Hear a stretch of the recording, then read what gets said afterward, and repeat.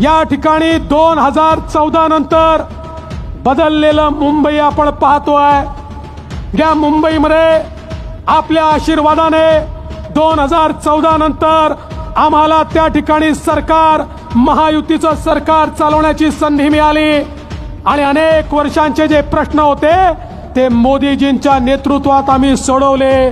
माझ्या बीडीडी चाळीतल्या मराठी माणसाला, गरीब माणसाला 120 फुटाच्या घरात राहावं लागायचं। 25-30 वर्षाचा त्याचा संघर्ष होता। अनेक सरकार आली, सरकार गेली, त्या ठिकाणी केवळ आश्वासन मिळालं, पण तुमच्या आशीर्वादानं मोदीजींच्या नेतृत्वात या ठिकाणी सरकार आलं। आम्ही निर्णय केला बीडीडी चाळीचं रिडेव्हलपमेंट आम्ही करू आणि त्याच्याकरता बिल्डरचा वापर करणार नाही, आम्ही म्हाडाच्या माध्यमातून करू। आणि बंधू भगिनींनो, हे रिडेव्हलपमेंट त्या ठिकाणी सुरू केलं। 120 फुटात राहणाऱ्या माझ्या या गरीब माणसाला 600 फुटाचं घर आज आम्ही त्या ठिकाणी देतो।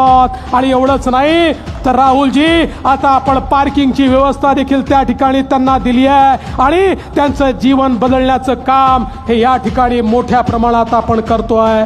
माझा उद्धव ठाकरेजींना सवाल आहे, उद्धवजी, इतके वर्ष मुंबई महानगरपालिका तुम्ही चालवली, तुम्हाला या गरीब माणसाची आठवण का आली नाही?